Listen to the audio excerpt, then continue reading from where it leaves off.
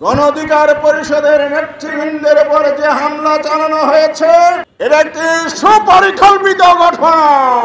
বাংলাদেশের জনগণ আঙ্গুল ছুঁচুকে তাকিয়ে দেখবে না। আজকে আমরা এখানে যে নির্মম ঘটনার প্রতিবাদ জানাতে এসেছি, জুলাই বিপ্লবের পর তা প্রত্যাশিত ছিল না। জুলাই বিপ্লবের পূর্বে রাজনৈতিক নেতাদের উপর, কর্মীদের উপর, বাংলাদেশের দেশপ্রেমিক গণতান্ত্রিক মানুষের উপর এভাবে পৈশাচিক হামলা হতো। আমরা কথা বলতে পারতাম না। অন্যায়ের বিরুদ্ধে যদি কথা বলতাম তাহলে আমাদেরকে দমানোর চেষ্টা করা হতো। সেই যুগ কি এখন আর আছে? এদেশের ছাত্র জনতা সেই ফ্যাসিবাদী স্বৈরাচারী দানবীয় শক্তিকে বাংলাদেশের জনগণ গণঅভ্যুত্থানের মাধ্যমে বিদায় করেছে। গতকাল কি হয়েছে আমরা এর আগেও বলেছি। আমরা জুলাই সনদ, জুলাই ঘোষণাপত্রের প্রস্তাবও বলেছি। বিগত সরকার, ফ্যাসিবাদী সরকার, জাতিসংঘের মানবাধিকারের প্রতিবেদন অনুযায়ী গণহত্যাকারী, মানবতা বিরোধী অপরাধ সংগঠন করেছে তারা, এবং আন্তর্জাতিকভাবে তারা গণহত্যাকারী হিসাবে স্বীকৃতি পেয়েছে।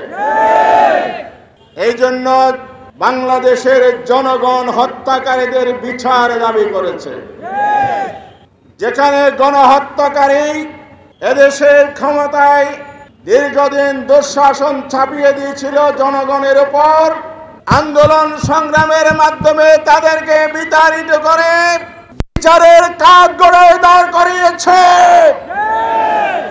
আজ তাদের দূষণরা কিভাবে আস্ফালন দেখায় জাতি আজ জানতে চায় সরকারের কাছে।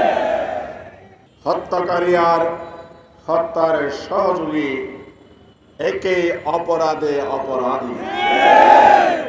এই জন্য আমরা আজকে স্পষ্ট বলতে চাই, গতকাল গণ অধিকার পরিষদের নেতৃবৃন্দের উপর যে হামলা চালানো হয়েছে এটা একটি সুপরিকল্পিত ঘটনা। এই পরিকল্পনার মতলব এবং উদ্দেশ্য হচ্ছে ফ্যাসিবাদকে বাংলাদেশে পুনর্বাসিত করার ষড়যন্ত্র। ফ্যাসিবাদকে মানুষ তাড়িয়েছে অনেক রক্তের বিনিময়ে, জীবন দেওয়ার বিনিময়ে। শহীদদের রক্তাক্ত পিচ্ছিল কালোবদ এখনো রঞ্জিত। শহীদ পরিবারের কান্না এখনো থামে নাই। আহতরা পঙ্গুত্ব বরণ করে বিনা চিকিৎসায় কাতরাচ্ছে হাসপাতালে। আর যে স্বৈরাচার তাড়াতে গিয়ে আমাদের ভাই বোনেরা জীবন দিয়েছে, সেই স্বৈরাচার বাংলাদেশে আবার পুনর্বাসিত করবে। বাংলাদেশের জনগণ আঙ্গুল ছুঁচুকে তাকিয়ে দেখবে না।